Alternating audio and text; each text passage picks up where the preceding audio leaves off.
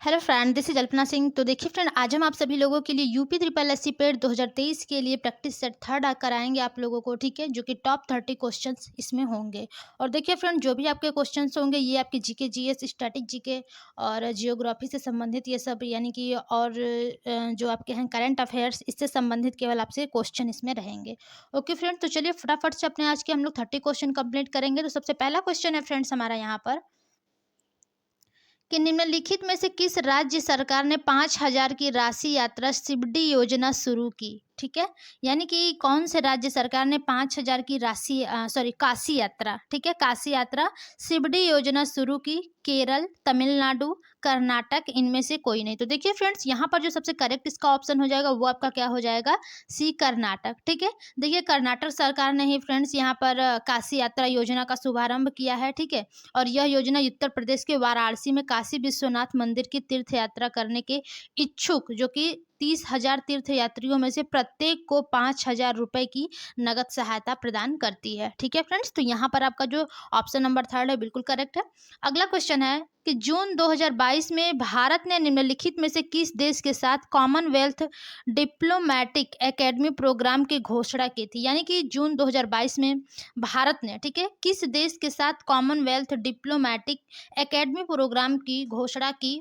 France, Australia, UK, Italy. तो देखिए friends, यहाँ पर जो सबसे करेक्ट आपका ऑप्शन होगा वो आपका क्या हो जाएगा, यूके। ठीक है, देखिए जो भारत के विदेश मंत्री हैं फ्रेंड्स, आपके जो जयशंकर, और जो ब्रिटेन के उनके समकक्ष लिज ट्रस ने, ठीक है, एक संयुक्त Bharat UK Commonwealth diplomatic academy programme, यानी कि राष्ट्रमंडल राजनयिक अकादमिक कार्यक्रम, ठीक है, ये शुरू करने की घोषणा जून 2022 में की गई थी। ठीक है, तो यहाँ पर सबसे करेक्ट ऑप्शन फ्रेंड्स आपका क्या हो जाएगा, यूके, यानी कि ऑप्शन नंबर थर्ड बिल्कुल करेक्ट है। चलिए अगला क्वेश्चन देखते हैं फ्रेंड्स। देखिए फ्रेंड्स, ये जो भी आप लोगों के क्वेश्चन करा रहे हैं ये आप लोगों के प्रीवियस ईयर क्वेश्चन पेपर में यूपी ट्रिपल एस सी पेट के आया हुआ है। ठीक है, अगला क्वेश्चन है खाली स्थान।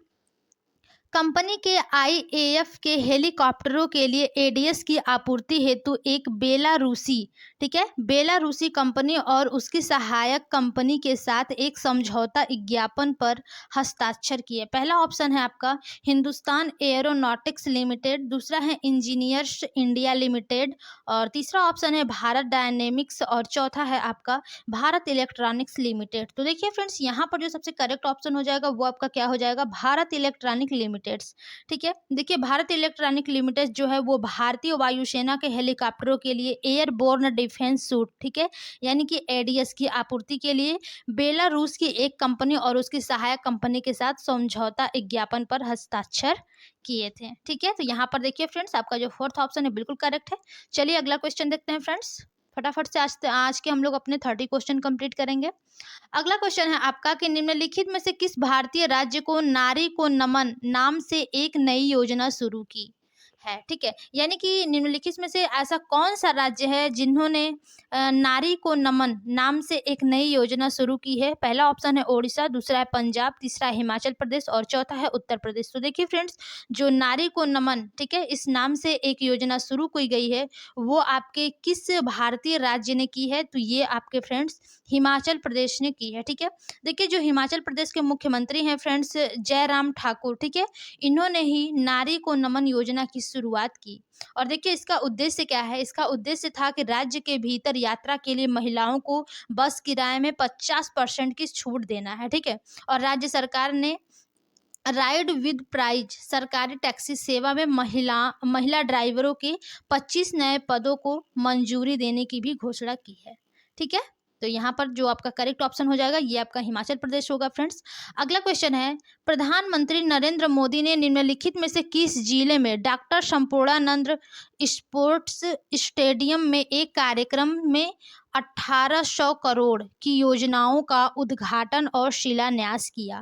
पहला ऑप्शन है वाराणसी, दूसरा है मेरठ, तीसरा है कानपुर नगर, चौथा है लखनऊ। तो देखिए फ्रेंड्स, यहाँ पर जो सबसे करेक्ट ऑप्शन होगा वो आपका वाराणसी होगा। ठीक है, देखिए प्रधानमंत्री नरेंद्र मोदी ने, ठीक है, उत्तर प्रदेश के वाराणसी जिले में डॉक्टर संपूर्णानंद स्पोर्ट्स स्टेडियम में एक कार्यक्रम में, ठीक है, 1800 करोड़ की योजनाओं का उद्घाटन और शिलान्यास किया था। ठीक है, यानी कि किए हैं।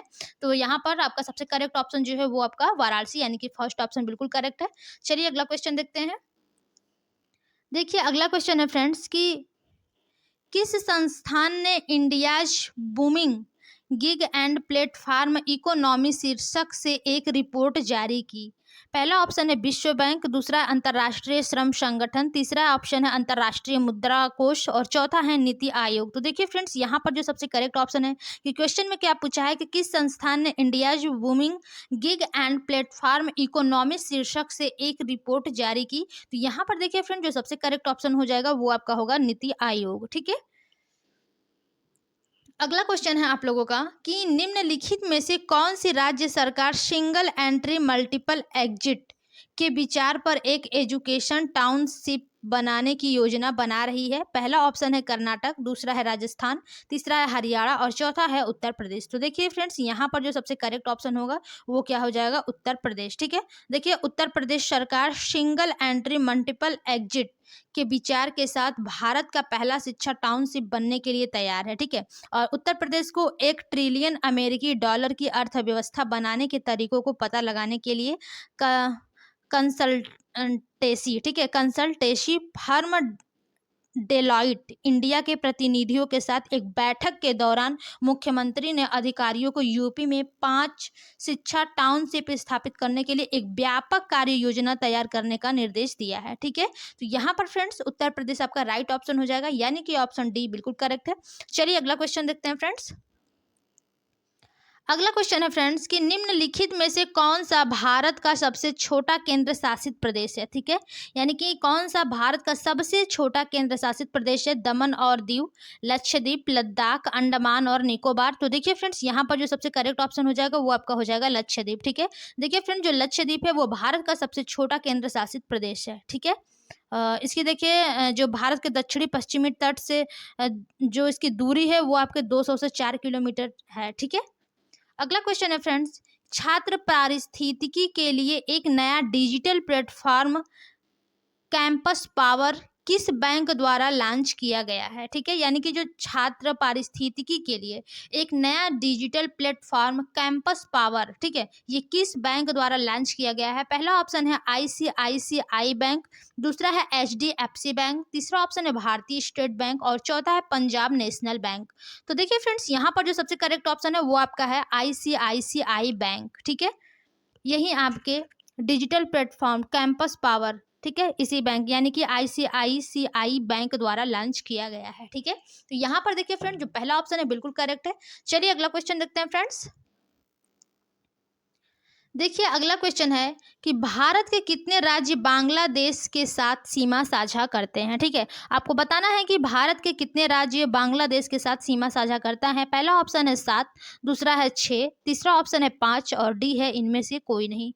तो देखिए फ्रेंड्स यहाँ पर जो सबसे करेक्ट ऑप्शन होगा वो आपका क्या हो जाएगा कि भारत के कितने राज्य जो हैं वो बांग्लादेश की सीमा के साथ साझा करते हैं अपनी सीमा। ठीक है, तो ये आपका हो जाएगा 5। देखिए और वो कौन कौन से राज्य हैं फ्रेंड्स, वो हैं आपके असम, पश्चिम बंगाल, मिजोरम, मेघालय और त्रिपुरा। ठीक है, यानी कि थर्ड ऑप्शन बिल्कुल करेक्ट है। अगला क्वेश्चन है निम्नलिखित में से पोलैंड की राष्ट्रीय मुद्रा क्या है।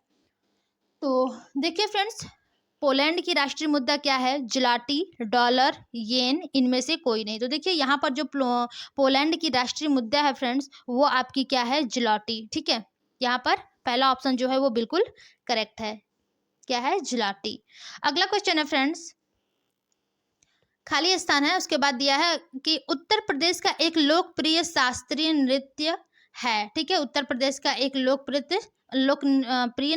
शास्त्रीय जो नृत्य है वो कौन सी है। पहला है कुचिपुड़ी, दूसरा है मोहिनीअट्टम, तीसरा है कथक, चौथा है कथकली।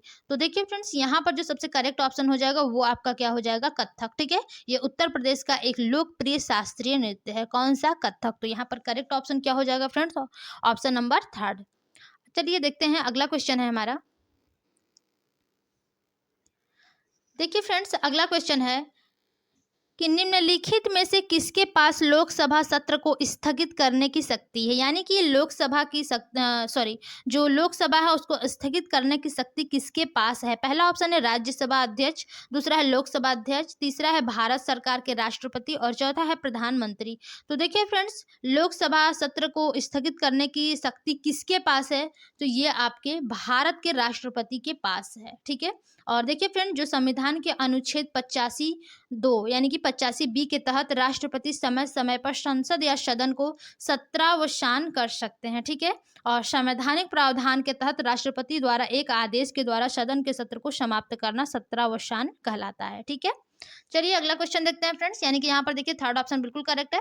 अगला क्वेश्चन है आपका कि अंतर्राष्ट्रीय अहिंसा दिवस निम्नलिखित में से किस दिन मनाया जाता है। तो देखिए फ्रेंड्स, 23 मार्च, 2 अक्टूबर, 10 दिसंबर, 30 जनवरी। तो देखिए फ्रेंड, जो अंतर्राष्ट्रीय अहिंसा दिवस आपका है, ठीक है, ये किस दिन मनाया जाता है, तो ये आपके 2 अक्टूबर को मनाया जाता है, ठीक है फ्रेंड्स। यहाँ पर देखिए अंतर्राष्ट्रीय अहिंसा दिवस महात्मा गांधी के जन्म दिवस पर, ठीक है, 2 अक्टूबर को मनाया जाता है। और इसे देखिए भारत में गांधी जयंती के रूप में भी मनाया जाता है, ठीक है। और देखिए 15 जून 2007 को संयुक्त राष्ट्र महासभा में 2 अक्टूबर को अंतर्राष्ट्रीय अहिंसा दिवस स्थापित करने के लिए मतदान हुआ था, ठीक है। तो यहाँ पर करेक्ट ऑप्शन क्या है फ्रेंड्स, ऑप्शन नंबर 2 जो है वो बिल्कुल करेक्ट है, 2 अक्टूबर। चलिए अगला क्वेश्चन देखते हैं फ्रेंड्स।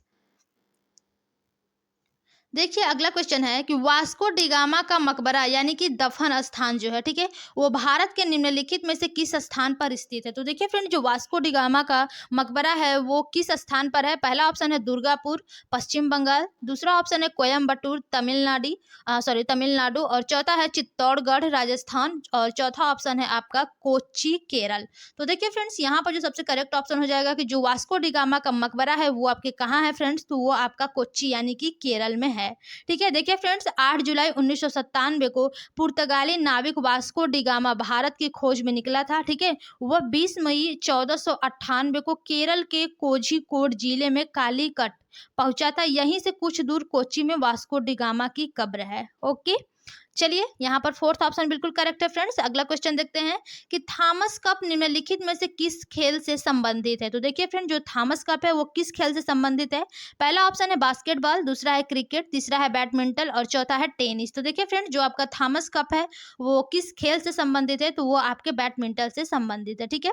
देखिए फ्रेंड, जो थॉमस कप है, ठीक है, जिसे विश्व पुरुष टीम चैंपियनशिप के रूप में भी जाना जाता है, ओके।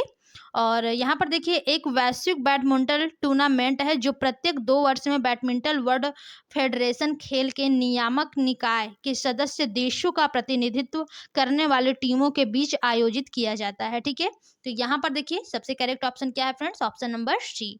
चलिए अगला क्वेश्चन देखते हैं फ्रेंड्स। देखिए अगला क्वेश्चन है, प्रसिद्ध पुस्तक विंग्स ऑफ फायर किसकी आत्मकथा है, ठीक है। Sarojini Naidu, Jawaharlal Nehru, doctor APJ Abdul Kalam. चौथा है आपका महात्मा गांधी। तो देखिए फ्रेंड्स, जो विंग्स ऑफ फायर पुस्तक है, ये किसकी आत्मकथा है, ठीक है, तो ये आपके है डॉक्टर एपीजे अब्दुल कलाम की, ठीक है। इन्होंने ही भारत के मिसाइल मैन और भारत के राष्ट्रपति डॉक्टर एपीजे अब्दुल कलाम की आत्मकथा है, कौन सी, विंग्स ऑफ फायर, ठीक है। चलिए और देखिए फ्रेंड्स, इसमें जो ये आपकी आत्मकथा है इनकी, ठीक है, ये इसमें उन्होंने अपने प्रारंभिक जीवन, प्रयास, कठिनाई, धैर्य, भाग्य और अवसर की जांच की थी, ठीक है, जिसने अंततः उन्हें भारतीय अंतरिक्ष अनुसंधान, परमाणु और मिसाइल कार्यक्रमों का नेतृत्व करने के लिए प्रेरित किया था, ठीक है। तो यहाँ पर सही ऑप्शन क्या हो जाएगा आपका करेक्ट, ऑप्शन नंबर सी। अगला क्वेश्चन है, ग्लोबल वार्मिंग का अपेक्षित परिणाम है। पहला ऑप्शन है तटीय रेखा में परिवर्तन, दूसरा है फसल पैटर्न में परिवर्तन, तीसरा है समुद्र के स्तर में वृद्धि और चौथा है ये सभी। तो देखिए फ्रेंड, जो ग्लोबल वार्मिंग है, ठीक है, इसका अपेक्षित परिणाम है तो ये आपका तटीय रेखा में परिवर्तन, ये भी बिल्कुल सही है। दूसरा ऑप्शन है फसल पैटर्न में परिवर्तन, बिल्कुल सही। तीसरा है समुद्र के स्तर में वृद्धि, जो कि बिल्कुल सही है। तो यहाँ पर करेक्ट ऑप्शन जो है फ्रेंड्स वो आपका हो जाएगा ये सभी, ठीक है। तो ऑप्शन नंबर 4 जो है फ्रेंड्स वो आपका बिल्कुल करेक्ट यहाँ पर हो जाता है। चलिए फ्रेंड्स, अब हम लोग अपने अगले क्वेश्चन की ओर चलते हैं और देखते हैं हमारा अगला क्वेश्चन क्या है, ठीक है। तो देखिए हमारा अगला क्वेश्चन है, कुछ देखिए फ्रेंड्स बीच में आपके जो गद्यांश आए थे, ठीक है, प्रीवियस ईयर क्वेश्चन पेपर में, तो हमने उसको छोड़ दिया है। तो अब हम लोग उसके आगे के क्वेश्चन को देखेंगे। तो देखिए अगला क्वेश्चन है आपका, जजिया फिर से लगाने वाले मुगल शासक का नाम लिखिए। यानी कि जो जजिया कर था फ्रेंड्स, वो फिर से लगाने वाले कौन से मुगल शासक था, उसका नाम आपको बताना है। जहांगीर, हुमायूं, औरंगजेब, इनमें से कोई नहीं। तो देखिए फ्रेंड, जो जजिया था वो फिर से लगाने वाले मुगल शासक जो हैं वो आपके कौन थे, औरंगजेब थे। ठीक है, इन्होंने भारत में जजिया सर्वप्रथम देखिए 712 में मोहम्मद बिन कासिम ने सिंध प्रांत में लगाया था। ठीक है, फिर उसके बाद जो फिरोज शाह तुगलक थे, ठीक है, इन्होंने ब्राह्मणों पे भी जजिया कर लगा दिया। उसके बाद देखिए फ्रेंड, जो अकबर प्रथम शासक था जिसने 1564 में जजिया कर समाप्त कर दिया, और फिर इसके बाद 1674 में पुनः जजिया कर औरंगजेब ने लागू कर दिया था। ठीक है, तो यहाँ पर सबसे करेक्ट ऑप्शन क्या हो जाता है आपका, औरंगजेब। अगला क्वेश्चन है कि निम्नलिखित में से किसे अंग्रेजों द्वारा शुरू किए गए सबसे महत्वपूर्ण योगदानों में से एक माना जाता है। यानी कि अंग्रेज द्वारा जो शुरू किया गया था, ठीक है, उसमें से सबसे महत्वपूर्ण योगदानों में से एक माना जाता है। पहला ऑप्शन है शिपिंग, दूसरा है बैंकिंग और बीमा, तीसरा है रेलवे, और चौथा है वृक्षारोपण और खान। तो देखिए फ्रेंड्स, यहाँ पर जो सबसे करेक्ट ऑप्शन हो जाएगा वो आपका हो जाएगा रेलवे। ठीक है, देखिए जो रेलवे है इसको अंग्रेजों द्वारा शुरू किए गए सबसे महत्वपूर्ण योगदानों में से एक माना जाता है। ठीक है फ्रेंड्स, और भारत में देखिए रेलवे के लिए पहली बार प्रयास 1832 में मद्रास में किए गए हैं। ठीक है, और भारत में देखिए जो पहली ट्रेन चली थी वो 16 अप्रैल 1853 में चलाई गई थी। यह ट्रेन छत्रपति शिवाजी टर्मिनल से थाणे के बीच 35 किलोमीटर की दूरी तक चलाई गई थी। ओके, तो यहाँ पर सबसे correct option friend option number C है। ठीक है, चलिए अगला क्वेश्चन देखते हैं फ्रेंड्स। देखिए अगला क्वेश्चन है, पंचतंत्र की कथाएं किसके द्वारा लिखी गई थी। ठीक है, यानी कि जो पंचतंत्र की कथाएं हैं ये किसके द्वारा लिखी गई हैं, तुलसीदास, विष्णु शर्मा, वाल्मीकि, वेद व्यास। तो देखिए फ्रेंड्स, यहाँ पर जो सबसे करेक्ट ऑप्शन है ये आपका हो जाएगा विष्णु शर्मा। ठीक है, जो पंचतंत्र है वो आपके विष्णु शर्मा जी ने लिखा है। ठीक है, अगला क्वेश्चन है, गौतम बुद्ध ने सारनाथ में अपना पहला उपदेश, ठीक है, खाली स्थान में दिया था। पहला ऑप्शन है आपका भूमि स्पर्श मुद्रा, दूसरा ऑप्शन है ध्यान मुद्रा, तीसरा है धर्म चक्र प्रवर्तन मुद्रा, और तीसरा है अभय मुद्रा। तो देखिए फ्रेंड, जो गौतम बुद्ध ने सारनाथ में अपना पहला उपदेश, ठीक है, दिया था वो आपके धर्म चक्र प्रवर्तन मुद्रा में दिया था। ठीक है, यानी कि ऑप्शन जो थर्ड है वो आपका बिल्कुल करेक्ट है। चलिए अगला क्वेश्चन देखते हैं फ्रेंड्स। ओ सॉरी, क्या हो गया ये। ठीक है, चलिए अगला क्वेश्चन है आपका कि निम्नलिखित में से किस शासक के दरबारी कवि हरिशेर थे। ठीक है, यानी कि किस शासक के दरबारी जो कवि हरिशेर थे वो किस शासक के थे। तो पहला ऑप्शन है स्कंदगुप्त, दूसरा है कुमारगुप्त, तीसरा है समुद्रगुप्त, और चौथा है इनमें से कोई नहीं।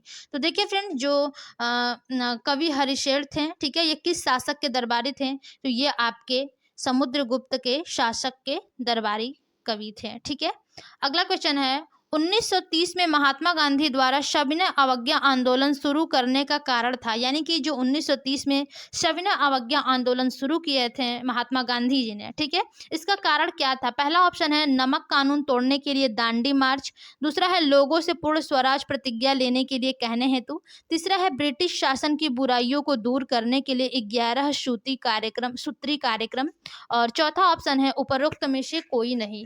तो देखिए फ्रेंड्स, यहाँ पर जो सबसे करेक्ट ऑप्शन हो जाएगा कि जो 1930 में महात्मा गांधी द्वारा सविनय अवज्ञा आंदोलन शुरू करने का कारण था वो आपका क्या था, तो इसमें से हो जाएगा आपका उपर्युक्त में से कोई नहीं। ठीक है, ओके फ्रेंड्स, देखिए जो सविनय अवज्ञा आंदोलन था फ्रेंड्स वो ब्रिटिश साम्राज्यवाद के विरुद्ध भारतीय राष्ट्रीय कांग्रेस द्वारा चलाए गए जन आंदोलनों में से एक था। ठीक है, और ये महात्मा गांधी ने 6 अप्रैल 1930 को सविनय अवज्ञा आंदोलन छोड़ा। ठीक है, तो यहाँ पर आपका जो फोर्थ ऑप्शन है बिल्कुल सही होगा। चलिए अगला क्वेश्चन है फ्रेंड्स, और देखिए हाँ, इसका जो मेन उद्देश्य था फ्रेंड्स ये क्या था कि कुछ विशिष्ट प्रकार के गैर कानूनी कार्य सामूहिक रूप से करके ब्रिटिश सरकार को झुका देना था। ठीक है, न कि ये सब था। तो यहाँ पर फोर्थ ऑप्शन बिल्कुल करेक्ट है। चलिए अगला क्वेश्चन देखते हैं। देखिए अगला क्वेश्चन है, निम्नलिखित में से कौन सा 1857 के विद्रोह का परिणाम था। ठीक है, आपको बताना है कि इसमें से कौन सा 1857 के विद्रोह का परिणाम था। पहला ऑप्शन है ईस्ट इंडिया कंपनी की शक्तियों को ब्रिटिश क्राउन में हस्तांतरित कर दिया। दूसरा ऑप्शन है अंग्रेजों ने फैसला किया कि सेना में भारतीय सैनिकों का अनुपात बढ़ाया जाएगा। सी ऑप्शन है अंग्रेजों ने भारत में लोगों की प्रथागत धार्मिक और सामाजिक प्रथाओं को कुचलने का फैसला किया। और चौथा ऑप्शन है जमींदारों की रक्षा की नीतियों को समाप्त कर दिया। तो देखिए फ्रेंड्स, यहाँ पर जो सबसे करेक्ट ऑप्शन हो जाएगा वो आपका ऑप्शन नंबर ए होगा कि ईस्ट इंडिया कंपनी की शक्तियों को ब्रिटिश क्राउन में हस्तांतरित कर दिया। ठीक है, यही आपका विद्रोह का परिणाम था। तो चलिए यहाँ पर देखिए फर्स्ट ऑप्शन बिल्कुल करेक्ट है। अगला क्वेश्चन देखते हैं फ्रेंड्स। देखिए अगला क्वेश्चन है कि निम्नलिखित में से कौन पृथ्वी का सबसे बड़ा अंतः स्थलीय जल निकाय है। ठीक है, यानी कि पृथ्वी का सबसे बड़ा अंतः स्थलीय जल निकाय है। पहला ऑप्शन है कैस्पियन सागर, दूसरा है बैकाल झील, तीसरा है सुपीरियर झील और चौथा है इनमें से कोई नहीं। तो देखिए फ्रेंड्स, इसका जो सबसे करेक्ट ऑप्शन होगा वो आपका क्या होगा, यहाँ पर वो हो जाएगा आपका कैस्पियन सागर। ठीक है, ये सबसे बड़ा आपकी पृथ्वी का अंतः स्थलीय जल निकाय है। ठीक है, कैस्पियन सागर, यानी कि पहला ऑप्शन बिल्कुल करेक्ट है। अगला क्वेश्चन है फ्रेंड्स, निम्नलिखित में से कौन स्वतंत्र भारत का पहला भारतीय गवर्नर जनरल था। ठीक है, यानी कि स्वतंत्र भारत का पहला भारतीय गवर्नर जनरल कौन था। पहला ऑप्शन है खान अब्दुल गफ्फार खान, दूसरा ऑप्शन है सरदार वल्लभ भाई पटेल, तीसरा है मौलाना आजाद, चौथा है सी राजगोपालाचारी। तो यहाँ पर सबसे करेक्ट ऑप्शन फ्रेंड्स आपका ऑप्शन नंबर डी होगा, श्री राजगोपालाचारी। यही फ्रेंड्स आपके स्वतंत्र भारत के पहले भारतीय गवर्नर जनरल थे। ठीक है, चलिए अगला क्वेश्चन देखते हैं फ्रेंड्स।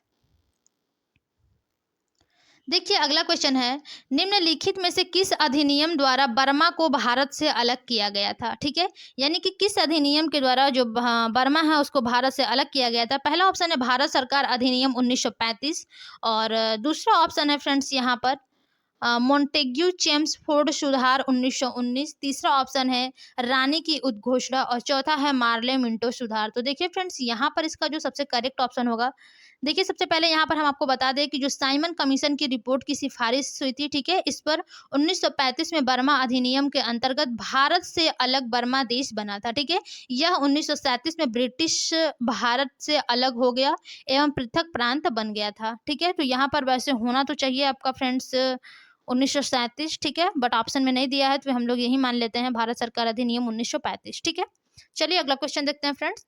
अगला क्वेश्चन है, भारत को ब्रिटिश नियंत्रण से मुक्त करने के लिए भारतीय राष्ट्रीय सेना INA का गठन किया। ठीक है, यानी कि भारत को ब्रिटिश नियंत्रण से मुक्त करने के लिए जो भारतीय राष्ट्रीय सेना थी INA, इसका गठन किसने किया था। पहला ऑप्शन है रास बिहारी बोस, दूसरा ऑप्शन है सुभाष चंद्र बोस, तीसरा है भगत सिंह और चौथा है मोहन सिंह। तो देखिए फ्रेंड्स, यहाँ पर जो सबसे करेक्ट ऑप्शन होगा वो आपका है मोहन सिंह। ठीक है, इन्होंने ही फ्रेंड्स देखिए भारतीय राष्ट्रीय सेना का गठन 1942 में मोहन सिंह द्वारा सिंगापुर में किया गया था। ठीक है, और इसका गठन ब्रिटिश सेना में भारतीय सैनिकों द्वारा किया गया था जिनको जापानी सेना में मलायन अभियान के दौरान सिंगापुर में पकड़ लिया गया था। ठीक है, तो यहाँ पर सबसे करेक्ट ऑप्शन क्या हो जाएगा फ्रेंड्स, ऑप्शन नंबर डी।